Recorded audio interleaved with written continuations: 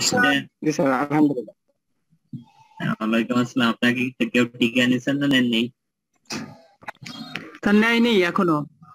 Sir আমরা নিতে পারি না, টিকা পাইনি তো, পাইনি তো। আমি তো টিকা নিয়েছিলাম 2 ডোজই, তারপরে আক্রান্ত হলাম। তাহলে স্যার টিকা নিয়ে কি হবে? স্যার ভ্যাকসিন টিকা তো নেওয়ার পর নিতেই হবে। করোনা হয়েছে। টিকা নেওয়ার পরেও যে আক্রান্ত হবেন এই গ্যারান্টি তো আপনাকে কেউ দিবে না, কিন্তু টিকা নিলে যেটা হচ্ছে যে আপনি অনেক প্রোটেক্টেড থাকবেন, সিভিয়ারিটি কম হবে, ঝুঁকি কম হবে। স্যার ভ্যাকসিন নেওয়ার পর অসুস্থ মানে করোনা হওয়ার পর তখন কি মানে বেশি খারাপ অবস্থা হয়েছে? মানে ভ্যাকসিনের পর করোনা হওয়ার পর। হ্যাঁ, কি বলতেছেন? মানে ভ্যাকসিন নেওয়ার পরে যখন স্যার করোনা হয়েছে তখন কি মানে অবস্থা বেশি খারাপের দিকে যায়? না না, এইটা পার্সেন্টেজ অনেক কম। যারা টিকা নেয়নি তাদের যত সিভিয়ারিটি হয় অথবা হসপিটালে ভর্তি হওয়ার ঝুঁকি তৈরি হয়, টিকা যারা নিচ্ছে তারা যদি আক্রান্ত যে কেউ হতে পারে। আক্রান্ত আর টিকা নিলে তো আক্রান্ত হবে না এরকম কোনো কিছু না। টিকা নিলে আক্রান্ত হতেই পারে, কিন্তু তাদের সিভিয়ারিটি অনেক কম, তাদের হসপিটাল অ্যাডমিশন রেট অনেক কম এবং তাদের মৃত্যুর পার্সেন্টেজ ডেথ রেট অনেক কম। এই জন্য হচ্ছে টিকা তো আপনাকে নিতে হবে, কিন্তু টিকা নেওয়ার পরেও যেটা হচ্ছে যে স্বাস্থ্যবিধি তো মানতে হবে, না হলে তো সংক্রমণ বন্ধ করা যাবে না আসলে। জি স্যার। স্যার যার একবার করোনা হয়ে গেছে সে কি টিকা নিতে পারবে? অবশ্যই নিতে পারবে, হবে। কারণ যেটা হচ্ছে যে সাধারণত যেটা বলতেছে যে করোনা যখন আক্রান্ত হচ্ছে তখন 3-4 সপ্তাহ পরে নিতে বলতেছে, যেহেতু করোনা আক্রান্ত হওয়ার পরে তখন তো শরীরে অ্যান্টিবডি তৈরি হয়। এই জন্য হচ্ছে যে তাৎক্ষণিক ভাবে না নিয়ে 1-2 সপ্তাহ 3 সপ্তাহ পরে নিতে বলতেছে, কিন্তু অবশ্যই টিকা নিতে হবে করোনাতে আক্রান্ত হন আর না হন।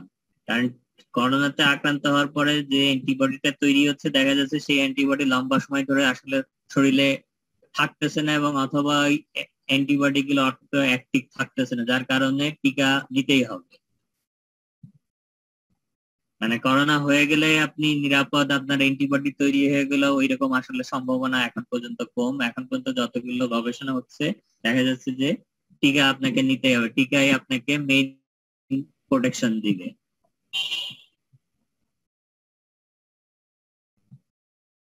কারণ প্রথম দিকে এইরকম ধারণা ছিল যে হয়তো একটা উল্লেখযোগ্য অংশ পপুলেশনের যদি করোনা ভাইরাসে আক্রান্ত হয়ে যায় হার্ড ইমিউনিটি তৈরি হয়ে যাবে, কিন্তু এখনকার গবেষণাতে এরকম দেখা যাচ্ছে না। আসলে করোনাতে একটা বড় অংশ আক্রান্ত হওয়ার পরেও তাদের যে শরীরে রোগ প্রতিরোধ ব্যবস্থা, অ্যান্টিবডি, এগুলো পর্যাপ্ত পরিমাণ ওইরকম তৈরি হচ্ছে না, অথবা তাদের উপস্থিতি খুব লম্বা সময় ধরে শরীরে থাকতেছে না, যার কারণে টিকাই হচ্ছে মেইন ভরসা আসলে।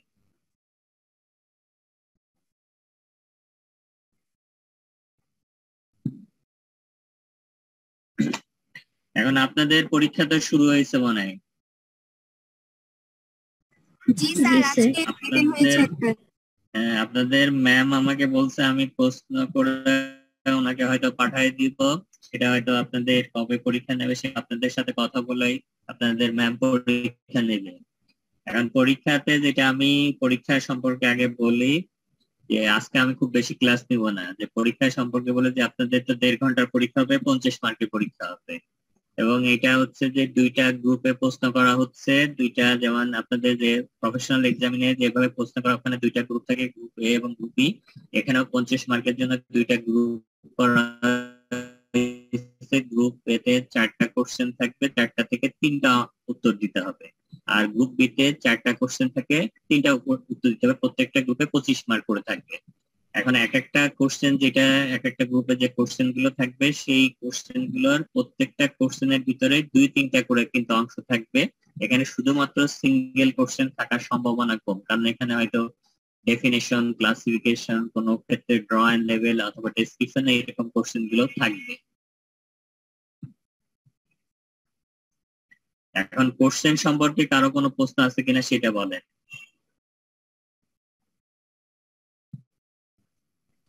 স্যার আমাদের কি পার্ট এ আর পার্ট বি আলাদাভাবে পাস করতে হয়? কোনটা আবার একটু বলেন, রিপিট করেন। স্যার আমাদের কি পার্ট এ আর পার্ট বি আলাদাভাবে পাস করতে হয় নাকি দুইটা মিলায় 25 না না, পাইলেই পাস? আপনাদের যে চূড়ান্ত পরীক্ষায় সেখানে হচ্ছে পার্ট 1 এবং পার্ট বি, এটা তো দুইটা আলাদা আলাদা খাতায় লিখতে হয়। লেখার পরে দুইজন আলাদা আলাদা পরীক্ষক এটা খাতাটা দেখবেন, দেখার পরে দুইটা নাম্বার যুক্ত হওয়ার পরে সেটা হচ্ছে যে একসাথে যুক্ত হবে, সেটা 50-50, যেটা গ্রুপ এ তে 50টা, গ্রুপ বি তে 50, দুইটাতে মিলেই হচ্ছে আপনার পাস। এখানে আলাদা আলাদা পাস করার কোনো ই নেই। কেউ যদি একটা গ্রুপে 50-এর ভিতরে 40 পান আর একটা গ্রুপে 10 পান, দুইটা মিলে যদি 50 হয়, 50 পেলেই পাস। কিন্তু হচ্ছে যে আপনাদের পাস করার ক্ষেত্রে রিটেনে আলাদা পাস করতে হবে, ফর্মেটিভ অথবা যে সেশনাল যে এইগুলো হয় সেখানে আপনাকে আলাদা পাস করতে হবে, এবং ওরাল প্র্যাকটিক্যাল আলাদা পাস করতে হবে, ওখানে হচ্ছে আলাদা। এই যে কোনো তিনটার যে কোনো একটা অংশে যদি ফেল থাকে তাহলে বাকি দুইটা অংশে পাস থাকলেও ফেল আসবে।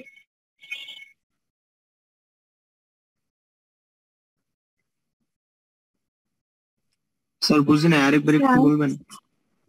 আপনাদের তো পরীক্ষার টোটাল যে চূড়ান্ত পরীক্ষা, ওখানে তিনটা অংশ থাকে। একটা হচ্ছে রিটেনের নাম্বার যুক্ত হয়, একটা হচ্ছে ওরাল প্র্যাকটিক্যালের নাম্বার যুক্ত হয়, আর একটা হচ্ছে ফর্মেটিভ, যেটা হচ্ছে সারা বছরের যে পারফরমেন্স সেইটার একটা নাম্বার, যেটা মেইনলি হচ্ছে বিভিন্ন যে সেশনাল এক্সাম হয় সেটার পরীক্ষার উপর ভিত্তি করে যে নাম্বারটা হয় সেটা হয়।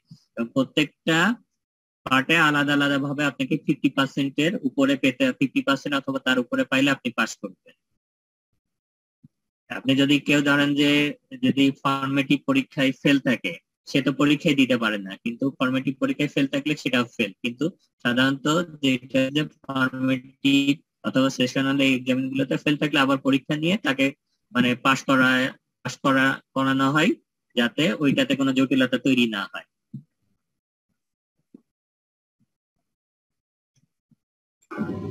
তাহলে স্যার তিনটাতে আলাদা আলাদা পাস করতে হবে? হ্যাঁ, তিনটাতে আলাদা আলাদা পাস করতে হবে। এর ভিতরে স্যার আপনার চূড়ান্ত পাস কততে? হুম পাস কততে স্যার? পাস হচ্ছে আপনাদের 50%-এ। আপনাদের জন্য তো সুবিধা আছে, আপনাদের এখনো 60% করেনি, অন্যান্য সবার 60% করে দিচ্ছে। যে আপনাদের BSc physiotherapy, occupation therapy, speech language therapy এখনো 50-তেই আছে। এমবিবিএস, বিডিএস, বিএসসি নার্সিং এদের সব 60-তে করে দিচ্ছে। স্যার সেশনালের মধ্যে কততে পাস হবে? 50-এর? হ্যাঁ, সেশনালেও একই নেই, 50%-এই পাস। আচ্ছা স্যার, আর আমাদের গ্রুপ এ আর গ্রুপ বি যে কোশ্চেন হয়, মানে এটার মধ্যে তফাৎ কি? মানে গ্রুপ এ তে কেন অর্ধেক থাকে, গ্রুপ বি তে কেন অর্ধেক থাকে? এইটা তো হচ্ছে যে চূড়ান্ত পরীক্ষাতে এইজন দুইজন পরীক্ষক খাতা দেখবে, এই জন্য হচ্ছে গ্রুপ আলাদা করে দেয়া। এখানে একজন পরীক্ষক শুধুমাত্র তার অংশটাই দেখবে, তার এই খাতাটা অন্য কেউ আর দেখবে না। আর গ্রুপ বি সাধারণত গ্রুপ এ হচ্ছে যে ইন্টারনাল এক্সামিনার থাকে সে দেখে, আর গ্রুপ বে যে এক্সটার্নাল এক্সামিনার থাকে উনি দেখেন। আর আগে এক সময় ছিল, এখনো যেটা এসএলটি ডিপার্টমেন্টে আছে, যে একটা খাতায় দুইজন দেখে, দুইজন দেখার পরে তারা খাতায় কিন্তু নাম্বারিং করতে পারে না, তারা আলাদা আলাদা ভাবে নাম্বারিং করার পরে পাঠায়। সেই দুইটা নাম্বার আবার যে গড় করা হয়, গড় করে হচ্ছে চূড়ান্ত একটা নাম্বার দেয়। এসএলটির অনেকগুলো সাবজেক্টে এরকম আছে, যেটা আগে হয়তো আপনাদের পিটিওটি তেও এরকম ছিল, কিন্তু পরবর্তীকালে এই কোর্সটাকে আপডেট করা হয়, তখন এই যে অন্যান্য যে আধুনিক সিস্টেমের সাথে সঙ্গতি রাখার জন্য এই গ্রুপ বি, গ্রুপ এ এটা করা হয়েছে, যাতে আলাদা আলাদা ভাবে সবাই দেখতে পারে, তার নাম্বারটা ওইভাবে দিতে পারে। আর এখানে আরো কিছু যদি বিষয়, তো ভার্সিটির ইসে যেটা হচ্ছে যে খাতা, যেহেতু এখানে সুনির্দিষ্ট নাম্বার কিন্তু যারা খাতা দেখবে তাদের উপর টোটালি নির্ভর করে। এখন যে এখানে খাতা, যে আমি বেশি নাম্বার পাইলাম না কেন, কম নাম্বার পাইলাম না কেন, এই প্রশ্নের উত্তর দিয়ে আসলে খুব কঠিন। কারণ এটা যে খাতা দেখবে, তার খাতা দেখার সময় তার মন মানসিকতা কি থাকবে, কিভাবে সে খাতা দেখবে, সেটা টোটালি তার উপর নির্ভর করে। এখন সাধারণত যে যে নর্মালি অনেক সময় অনেকে হয়তো খারাপ করে ই করে, এখন সে যদি সেটাকে চ্যালেঞ্জ করে, তাহলে খাতায় যেটা করে ভার্সিটিতে শুধুমাত্র বেশিরভাগ ক্ষেত্রে যেটা দেখে যে তার নাম্বারটা, যারা খাতা দেখছে নাম্বারটা দিচ্ছে কিনা, নাম্বারে যোগ বিয়োগ করতে ভুল করছে কিনা, এরকম নাম্বার বাড়ানো কমানোর সুযোগ সাধারণত খাতা চ্যালেঞ্জ করে করার সুযোগ নেই।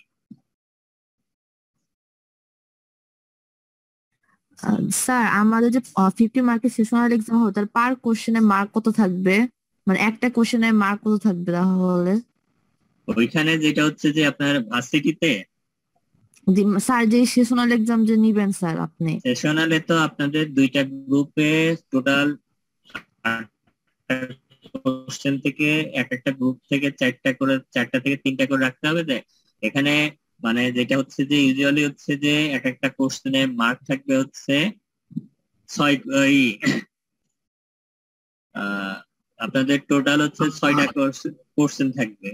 টোটাল এক একটা কোশ্চেনে মার্ক থাকবে 8 এবং 8 করে থাকবে, এবং দুইটা হচ্ছে এডিশনাল থাকে। সাধারণত ওই 2 নম্বরটা অতিরিক্ত যুক্ত করে দেওয়া হয়।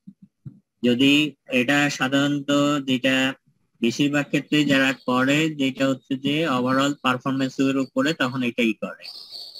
মানে এটা তাহলে স্যার আপনি সেশনাল প্রত্যেকটা আমাদের 2 নাম্বার কোশ্চেনের দিয়ে মার্কই দিবেন সমান। এমনি? কি স্যার বলতেছেন? তাহলে আপনি অ্যাডিশনাল যে 2 মার্ক আছে তাহলে স্যার আপনি আমাদের এই সেশনাল এমনি এমনি দিয়ে দিবেন? স্যার 2 নাম্বার এডিশনাল কি তো না, বোনাস স্যার? না এডিশনাল তো না, ওইটা হচ্ছে যে ফ্র্যাকশন যুক্ত হয়, কিন্তু নাম্বার দেওয়ার সময় তো ফ্র্যাকশন দেওয়া যায় না। নাম্বার দেওয়ার সময় তো সাধারণত মানে হচ্ছে পূর্ণ নাম্বার দিতে হয়, সাধারণত ভার্সিটিতে ফ্র্যাকশন নাম্বার দেওয়া যায় না। এই জন্য হচ্ছে যে যদি দেখা যাচ্ছে যে যে দেখা যাচ্ছে যে কেউ হয়তো ওখানে হয়তো এক একটা গ্রুপে 48 মানে 8 করে 50 হয়, কিন্তু 6 দিয়ে ভাগ করলে তো আর এক একটাতে 8 থাকবে না, ওখানে 8.33 এরকম আসে। এখন 3 নাম্বার তো আর ফ্র্যাকশন করা যায় না, তখন হচ্ছে যে কোনোটাতে হয়তো একটু কম বেশি করে ওইটাতে করে দেওয়া হয়, মানে ওইটাকে সমন্বয় করে দেওয়া হয়। জি স্যার। এখন যেটা হচ্ছে প্রশ্ন, যেটা বলি যে প্রশ্ন যেগুলো আপনাদের ওখানে কি আপনাকে পাঠাইছিলেন, সবগুলো প্রশ্ন কি পাঠাইছিলেন না কিছু কিছু বাদ পড়ছিল? আমার কাছে মনে হয়েছে কিছু কিছু জায়গায় মানে আমি বলছিলাম সেগুলো মানে কিছু কিছু জায়গায় বাদ পড়ছিল। তারপরে আমি আমি আপনারা যেটা পাঠাইছেন সেটা থেকে আমি প্রশ্নগুলো করে দিব। যেখানে ওখানে আমি প্রশ্নের কিছু ইনস্ট্রাকশন দিয়ে দিই, যেগুলো হচ্ছে যে খাতায় করার সময় দয়া করে এই জিনিসগুলো একটু খেয়াল রাখবেন। এখন জি স্যার গ্রুপ এ, বলেন। গ্রুপ বি, যেটা 1 নম্বর কোশ্চেন এবং 2 নম্বর গ্রুপের যখন উত্তরগুলো লিখবেন তখন যে ধারাবাহিকভাবে গ্রুপ এটা এবং মেইন পরীক্ষাতে তো আপনি আলাদা খাতায় লিখবেন, এখানে তো আর আপনি আলাদা খাতায় লিখবেন না। হয়তো এখানে হয়তো একটা খাতাতে লিখবেন, খাতাগুলো কিন্তু আপনাকে রেখে দিতে হবে, কারণ হার্ড কপি কিন্তু এটা দিতে হবে, এবং হার্ড কপি এটা কিন্তু ডকুমেন্টেশন হার্ড কপির উপরই হবে। মানে এটা যখনই আপনাদের টিচার আপনাদেরকে হার্ড কপি সাবমিট করতে বলবে সেটা সাবমিট করবেন, এবং হার্ড কপির সাথে সফট কপি এটা সাধারণত মিলাই রাখা হয়। স্যার আমরা এটা কি হচ্ছে- A4 কাগজে পাঠিয়ে দিব ছবি তুলে? কি বলতেছেন? স্যার আমরা কি পিডিএফ করে পাঠিয়ে দিব স্যার ফাইল, যে লিখিত পরীক্ষার যে খাতাটা? হ্যাঁ, আপনারা যেটা হচ্ছে আপনাদের ম্যাম যেভাবে ইনস্ট্রাকশন দেবে, আমি যতটুকু শুনছি যে আপনাদের পরীক্ষার পরে আপনাকে আপনাদের ম্যামের কাছে পিডিএফ পাঠিয়ে দেবেন, উনি আমার কাছে হয়তো পাঠিয়ে দেবেন। কিন্তু আপনারা যে হার্ড কপি যেটা যেটা দিয়ে আপনারা পিডিএফ তৈরি করবেন সেটা অবশ্যই সংরক্ষণ করতে হবে, যেটা পরবর্তীকালে সাবমিট করতে হবে, কারণ এটা হচ্ছে যে সফট কপির সাথে এটা মিলানো হয়।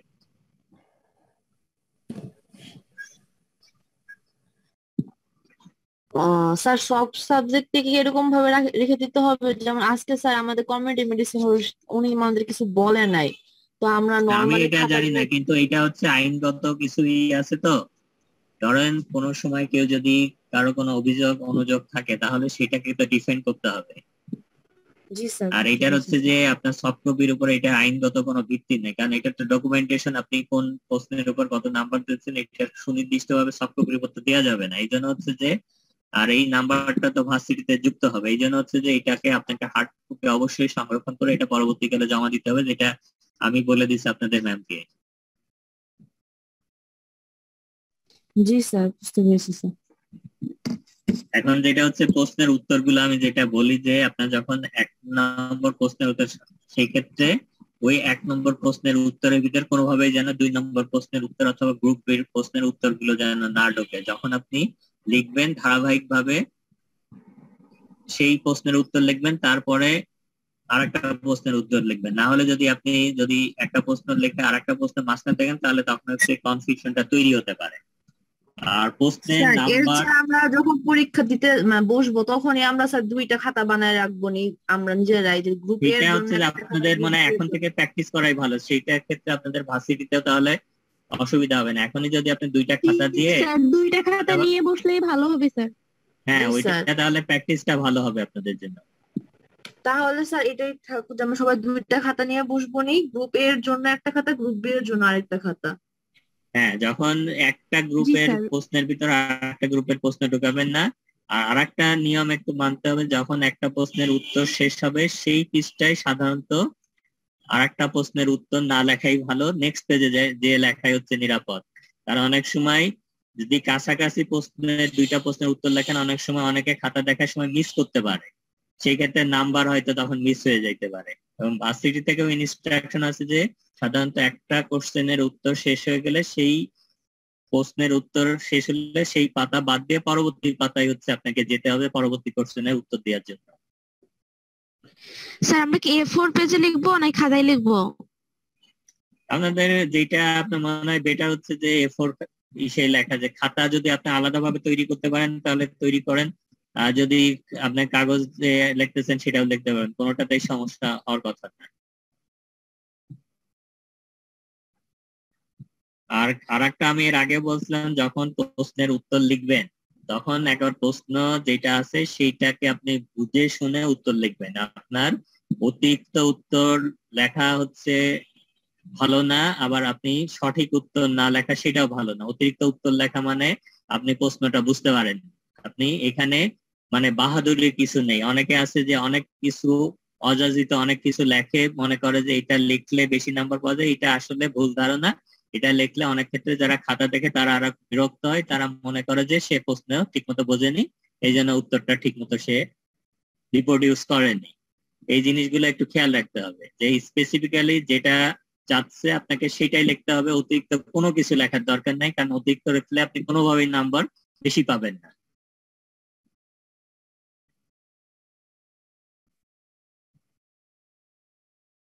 জি স্যার। ওখানে তারপরে ওখানে ডেফিনেশন আর হোয়াট ইজ এর ভিতরে একটু পাবে। ডেফিনেশন হচ্ছে সুনির্দিষ্ট ভাবে আপনি ডেফিনেশনটা মানে একবার ডিফাইন ওয়েতে দেবেন, এখানে অনেক বেশি কিছু লেখার দরকার নাই। কিন্তু যখন হোয়াট ইজ থাকবে তখন চাইলে আপনি এইটাকে কিন্তু বাড়াতে পারবেন, তখন একটু এদিক ওদিক অনেক কিছু যুক্ত করতে পারবেন। আমি কি বললাম বুঝতে পারলেন তো? জি স্যার। তারপর ড্র অ্যান্ড লেভেল, অনেক প্রশ্নই থাকবে যে ড্র অ্যান্ড লেভেল, এই ক্ষেত্রে কোনো ডেসক্রিপশন দেওয়ার দরকার নেই, কারণ ওখানে আপনার অনেকেই এই জিনিসটা করে যে ড্র অ্যান্ড লেভেল, ধরেন এখানে লেখা আছে যে প্রশ্ন আছে যে ডিফাইন নিউরন, তারপর হচ্ছে ক্লাসিফাই নিউরন, এইরকম প্রশ্ন থাকবে। তারপর ড্র অ্যান্ড লেভেলের টিপিক্যাল নিউরন, এখন ড্র অ্যান্ড লেভেলের টিপিক্যাল নিউরনের ওইখানে দেখা যায় যে নিউরনের ডেসক্রিপশন দেওয়া শুরু করে, কিন্তু প্রশ্নে কিন্তু নিউরনের ডেসক্রিপশন চাইনি। এই ধরনের জিনিসগুলো খেয়াল রাখতে, ওখানে যদি শুধু ড্র অ্যান্ড লেভেল এর নিউরন থাকে তাহলে শুধুমাত্র ড্র করবেন এবং লেভেলিং করবেন, এর বাইরে অন্য কোনো কিছু করবেন না।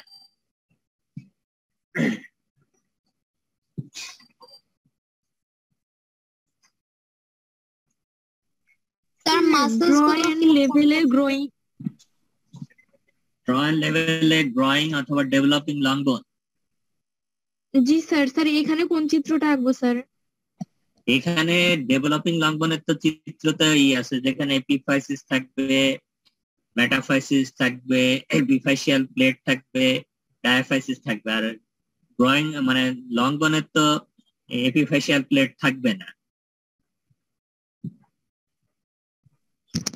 স্যার কথা শুনতে পাই না। যে ডেভেলপিং লং বোনের পার্ট গুলো কি কি ছিল, ওখানে দুই এন্ডে দুইটা এপিফাইসিস ছিল, তারপর এপিফাইসিয়াল প্লেট অথবা এপিফাইসিয়াল কার্টিলেজ, তারপর মেটাফাইসিস, তারপর ডায়াফাইসিস ছিল। এই ছবিটা আপনাকে আঁকতে হবে। স্যার যেগুলো শর্ট নোট দেওয়া আছে ওগুলো আছে মানে কতটুকু লিখবো?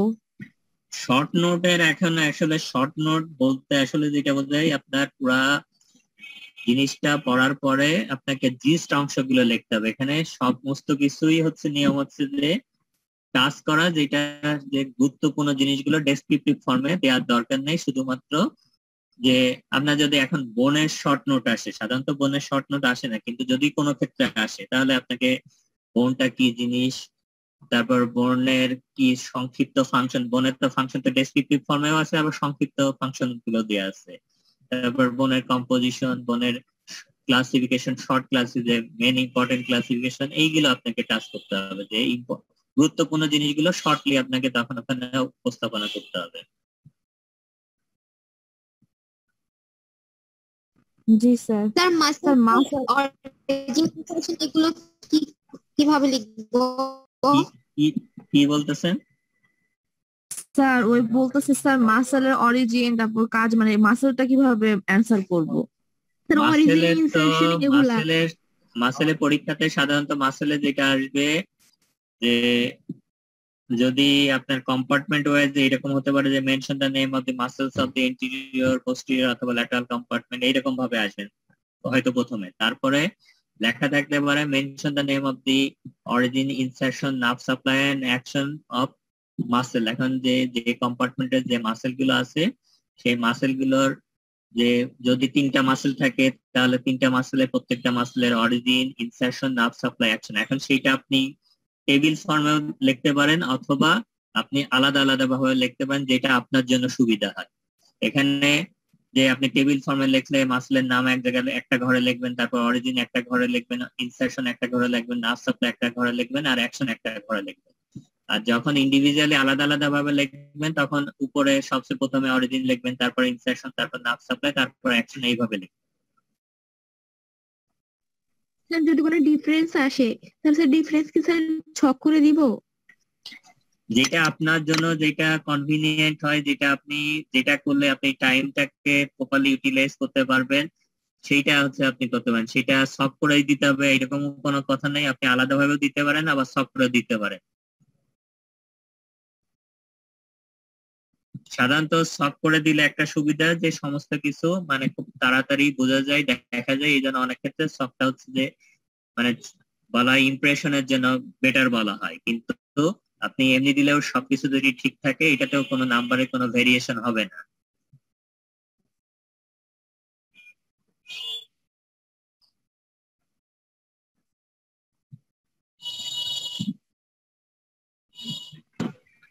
লং বোনেরটা স্যার, হ্যাঁ বলেন। স্যার ওই যে গ্রোয়িং লং বোন বা ডেভেলপিং লং বোন, এটা একটা স্যার আরেকবার একটু বলবেন? ডেভেলপিং অথবা গ্রোয়িং লং বোনের যে পার্ট গুলো থাকে এটাতে তো আগে একটা টিপিক্যাল লং বোন, ডেভেলপিং লং বোনের ছবি আঁকবেন, তারপরে পার্ট গুলো যেমন দুই এন্ডে দুইটা এপিফাইসিস থাকবে, তারপর এপিফাইসিস এর পাশে দুই পাশে মানে উপরে এবং নিচে এপিফাইশিয়াল প্লেট থাকবে, তারপর মেটাফাইসিস থাকবে, তারপর মাঝখানে থাকবে হচ্ছে ডায়াফাইসিস। আপনি লেভেলিং করার সময় সাধারণত যেটা হচ্ছে বেটার হচ্ছে, অনেক বই হচ্ছে এক পাশে উপরের দিকে অথবা নিচের দিকে লেভেলিং করে, আপনি চাইলে দুই পাশে উপরে ও নিচে দুই জায়গায় লেভেলিং করে দিতে পারবেন, যদি বেটার সেটা আরো ভালো হবে। আচ্ছা আচ্ছা স্যার বড় জয়েন্টের ডেসক্রিপশন গুলোতে কি কি পয়েন্ট দেয়া লাগবে? জয়েন্টের ডেসক্রিপশনে আপনি জয়েন্টের যে জয়েন্টটা কি কি দিয়ে হচ্ছে, কি ধরনের জয়েন্ট, মানে জয়েন্টের সেটা কি সাইনোভিয়াল জয়েন্ট না, ফাইব্রাস জয়েন্ট না, কার্টিলেজানাস জয়েন্ট, সাইনোভিয়াল জয়েন্ট হলে সেটা কোন ধরনের সাইনোভিয়াল জয়েন্ট সেটা আপনার লিখবেন, তারপরে এখানে কোন কোন কিসের সাথে আর্টিকুলেশন হচ্ছে, তারপর জয়েন্ট স্ট্রাকচার গুলো ক্যাপসুল আছে কিনা, লিগামেন্ট আছে কিনা সেগুলো আপনাকে লিখতে হবে। তারপর হচ্ছে যে ওইখানে ডেসক্রিপশন ফর্মে দেখা দরকার নেই, কিন্তু ওখানে আপনার হয়তো এগুলো লিখতে হবে, যে নাম লিখতে হবে, ছবি আঁকতে হবে, এগুলো কিন্তু গুরুত্বপূর্ণ, যে প্রত্যেকটা জায়গায় যতটা সম্ভব চেষ্টা করবেন যে জয়েন্টের ছবি, তারপর লিগামেন্টের ছবি এগুলো আঁকানোর সময়, মানে লিগামেন্ট এগুলো করার সময় ছবি আঁকানোর চেষ্টা করবেন। তারপরে হচ্ছে যে ওখানে লিগামেন্ট, ওখানে কি কি মাসেল, কি মানে মুভমেন্ট কি কি হয় জয়েন্টের মুভমেন্ট সেটা লিখতে হবে, তারপরে ব্লাড সাপ্লাই, নার্ভ সাপ্লাই এগুলো লিখতে হবে, জয়েন্টের যে মুভমেন্ট গুলো লিখতে হবে এবং ওই মুভমেন্টের জন্য কোন কোন মাসেল রেসপন্সিবল সেগুলো লিখতে হবে। এবং পাশাপাশি যদি আপনার সময় থাকে মানে থাকে তাহলে অ্যাপ্লাইড অ্যানাটমি দুই একটা লিখে দিতে পারেন।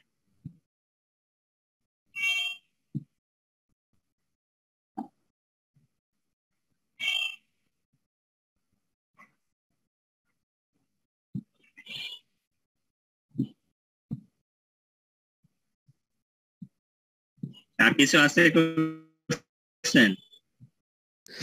স্যার আমাদের এই পরীক্ষায় কয়টা ড্র দিতে পারেন, কয়টা দিবেন? কি কয়টা আর্ট করতে হবে, কয়টা চিত্র আঁকতে হবে এই পরীক্ষায়? এটা বলা তো খুব মুশকিল, তবে নট লেস দেন 50%, 50% এর উপরে। কারণ এখানে ড্রয়িং, আমি আপনাকে বলি যে প্রশ্নে শুধু ড্রয়িং লেভেল লেখা থাকলে যে আপনি ছবি আঁকাতে হবে এরকম না। প্রযোজ্য ক্ষেত্রে আপনাকে ছবি যেখানে দেওয়ার সুযোগ থাকবে সেখানে দিতে হবে আপনাকে, যদি লেখা থাকে না থাকে। এখন যদি আপনার প্রশ্ন আসলে ডেসক্রাইব শোল্ডার জয়েন্ট অথবা ডেসক্রাইব হিপ জয়েন্ট, তাহলে আপনাকে ওখানে ড্রয়িং লেভেল লেখা নেই, তারপরে কিন্তু আপনাকে বেশ কয়েকটা ছবি ওখানে যুক্ত করতেই হবে। আমি কি বললাম বুঝতে পারলেন তো? জি স্যার। স্যার আঁকাইতে তো অনেক সময় লাগে। আঁকাতে সময় লাগে এরকম কিছু না, এখন প্র্যাকটিস না করলে তো সময় লাগবে। আপনাকে প্র্যাকটিস করতে হবে, প্র্যাকটিস করলে খুব তাড়াতাড়ি আঁকাইতে পারবেন, এবং না প্র্যাকটিস করলে কিন্তু মানে, কারণ যেটা আমি বললাম যে অ্যানাটমিতে এখন পর্যন্ত একটা প্রচলিত হচ্ছে যে আপনি যে ছবি এবং বলা যে ফ্লো চার্ট, মানে এগুলো হচ্ছে যদি করেন তাহলে নাম্বার অনেক বেশি পাওয়া যায়, এবং নাম্বারের একটা বড় অংশ কিন্তু এগুলো ক্যারি করে। যে অনেক বেশি ডেসক্রিপশন লিখলেন সে হয়তো অনেক বেশি নাম্বার পাবে না, সেই তুলনায় কম লেখে বেশি যুক্ত করছে, ফ্লো চার্ট করছে, তারা কিন্তু বেশি নাম্বার পায়।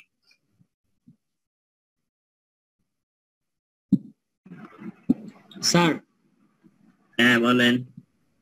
স্যার আমাদের টাইম কতক্ষণ থাকবে এক্সামে?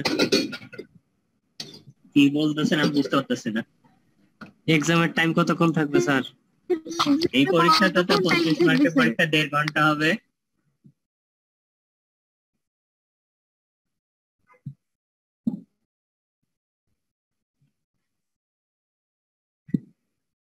দেড় ঘন্টাতে আপনাকে 6টা প্রশ্নের উত্তর লিখতে হবে। এই জন্য হচ্ছে টাইমটা আগে থেকে প্র্যাকটিস করতে হবে, কারণ এটা হচ্ছে যে প্র্যাকটিস না করলে এটাগুলো পরবর্তীতে ফাইনাল পরীক্ষাতে অনেক সময় দেখা যায় টাইম ম্যানেজমেন্ট ঠিক মতো করতে পারে না অনেকে।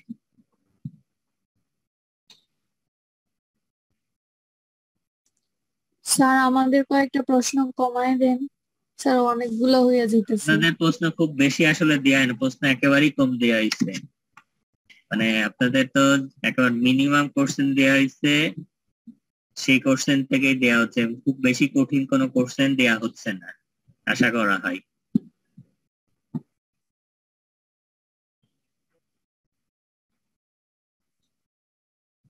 কিন্তু যেগুলো ড্রয়িং লেভেল বলছিলাম সেগুলো কিন্তু সবগুলো ঠিক মতো আগে থেকে প্র্যাকটিস করবেন, কারণ ড্রয়িং লেভেল কোশ্চেন কিন্তু দেওয়া হবে অনেকগুলো।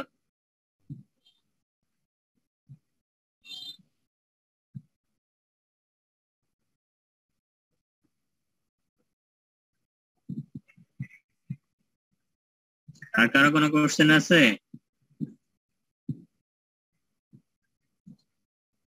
এখন কোনো কিছুতে যদি কনফিউশন থাকে ওইগুলো যে উত্তর লেখার ব্যাপারে, তাহলে জিজ্ঞাসা করেন, তাহলে আমি লিড করব।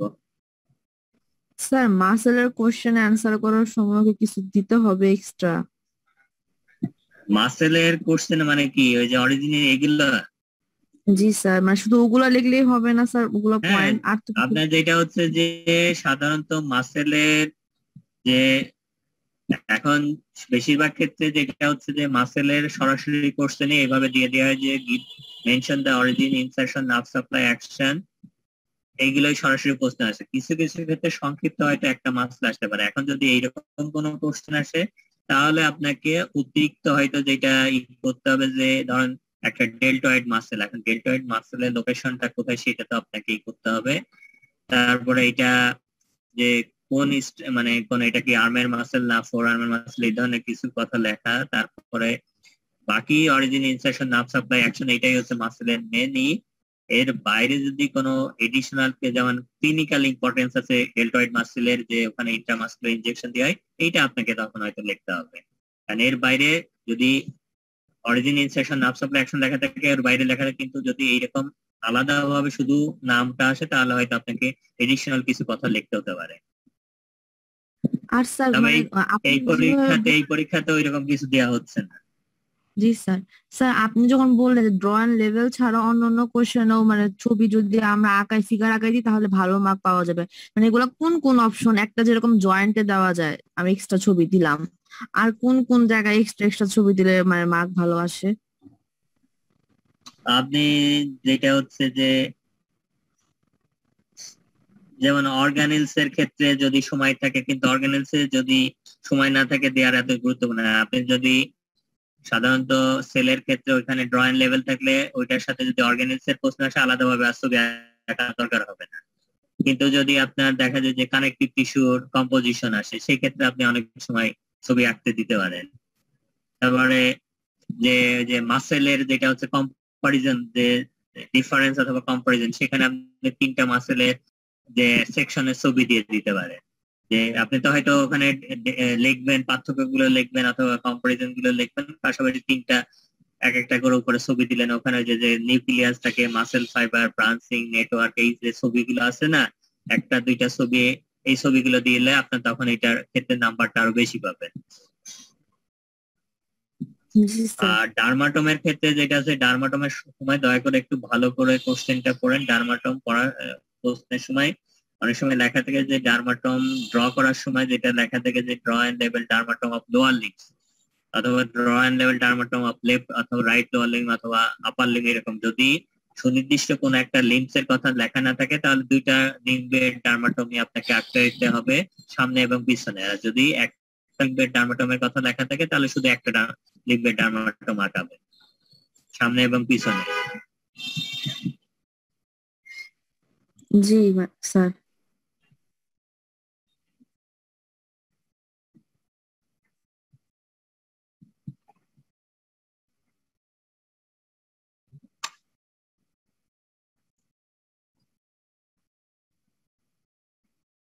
আর কোনো কোশ্চেন আছে? স্যার আমাদের কি সিলেবাস শেষ? না, সিলেবাস আরেকটু আছে, আরেকটু হয়তো ওই যে ভার্টিব্রাল জয়েন্ট গুলো পড়াইতে হবে, আর কিছু কিছু একটু যেগুলো হচ্ছে ছোটখাটো কিছু পড়ানো বাদ পড়ছে, সেগুলো হয়তো ওই যে কিছু কিছু নার্ভ আছে, তারপর কিছু কিছু স্ট্রাকচার আছে, ওগুলো একটু পড়াই দিতে হবে। আপনাদের খুব বেশি আর নেই। স্যার এক্সামের আইকের ক্লাস নেবেন? এই এক্সামের আগে মনে হয় না আর।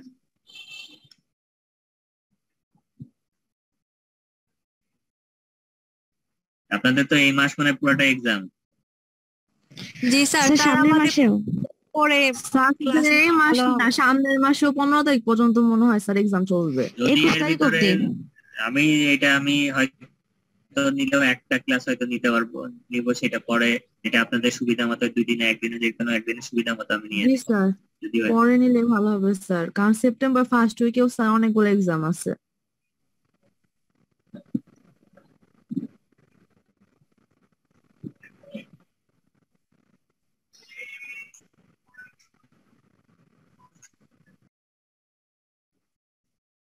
তাহলে শেষ করে আজকের মতো।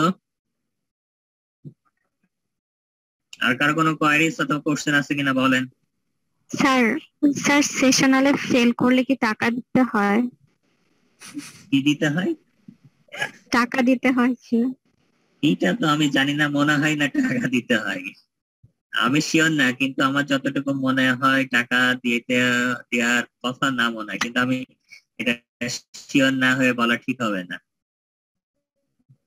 তবে সেশনালে ফেল করলে তাকে তো সাপ্লিমেন্টারি দেওয়া হয়, এবং অনেক ক্ষেত্রে সাপ্লিমেন্টারিও অনেক ক্ষেত্রে নেয়, যদি দেখা যায় যে সেকেন্ড টাইম ফেল করার পরেও অনেকে থার্ড টাইম সুযোগও দেয়। কিন্তু যেটা সমস্যা হচ্ছে যে সেশনালে যদি আপনি খারাপ করেন তাহলে আপনি যখন নেক্সট পরীক্ষাতে যত নাম্বারই পান না কেন ওইটা 50% হয়ে যাবে। কিন্তু আমি কি বললাম, বুঝতে পারলেন? যে আপনি প্রথমবার আচ্ছা হয়তো বুঝলাম না। 50-এর ভিতর 40 পাইলেন, তখন আপনার এটা 40 নাম্বার ভার্সিটিতে যুক্ত হবে ধরেন। কিন্তু যদি দেখা যায় যে আপনি প্রথমবার ফেল করলেন, পরবর্তী বারে 90 পাইলেন, কিন্তু সেই 90 হবে না, তখন 50 যুক্ত হবে।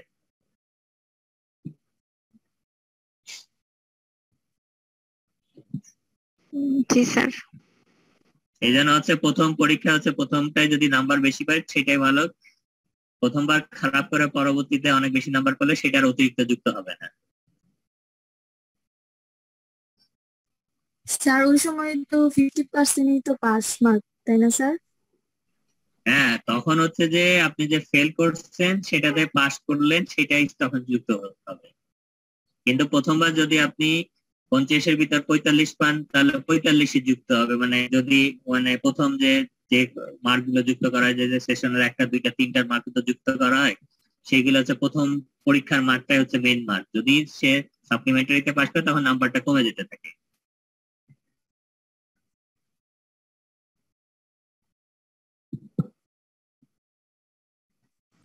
স্যার যারা সেশনালে ফেল করে তারা কি আবার? হ্যাঁ, তাদেরকে সাপ্লিমেন্টারি দিতে হয়, তখন তার নাম্বার হচ্ছে 50% হয়ে যাবে পাস করলে, মানে সে যতই পাক 50% তখন যুক্ত কতদিন হবে। পরে আবার এই পরীক্ষাটা হয়, সাপ্লিমেন্টারি পরীক্ষা? সেটা তো ডিপার্টমেন্ট ইসের উপর নির্ভর করে, সেটা হয়তো 1 সপ্তাহ পরে হতে পারে, 10 দিন পরে হতে পারে, সেটা সময়ের উপর ইসের উপর নির্ভর করবে।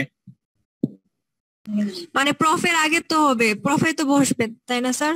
হ্যাঁ, প্রফের আগে তো হবে, প্রফে সাপ্লিমেন্টারি মানে সেশনাল এক্সামিনেশন পাস ছাড়া থেকে প্রফই দিতে পারবেন না।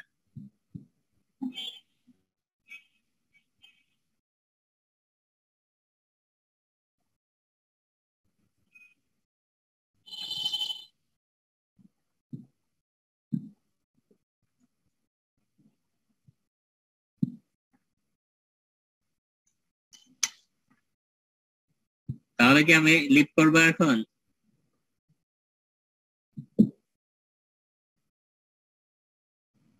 জি স্যার। তাহলে ভালো থাকেন, সুস্থ থাকেন, নিরাপদে থাকেন। আর পরীক্ষা নিয়ে এত দুশ্চিন্তার কিছু নেই, পরীক্ষায় দুশ্চিন্তা বেশি করলে খারাপ করবেন, আবার বেশি একেবারে চিন্তা না করলেও পরীক্ষাতে দেখা যায়, কিন্তু বেশি চিন্তা থাকা উচিত না। স্যার আমাদের সবাইকে পাশ করাই দিন। পরীক্ষাতে খাতায় মিনিমাম না লিখলে তো পাশ করানো যাবে না, এই অনুরোধ তো রাখা যাবে না। এইটা তো স্যার লিখবো তো আমরা স্যার, তারপরে একটু স্যার স্যার আমরা করেন। চেষ্টা করবো স্যার, আপনিও একটু আমাদের যে সাধারণত আমাদের অনেক জন্য বেশি কিছুই কিছু কনসিডার করিয়েন অনেক স্যার। কিছুই কনসিডার করা হয়, অনেক কিছু কনসিডার না করলে পরীক্ষা কিন্তু অনেক জটিল, কারণ পরীক্ষা যত মানে ইজি করা সম্ভব ততটাই করার চেষ্টা করা হয়।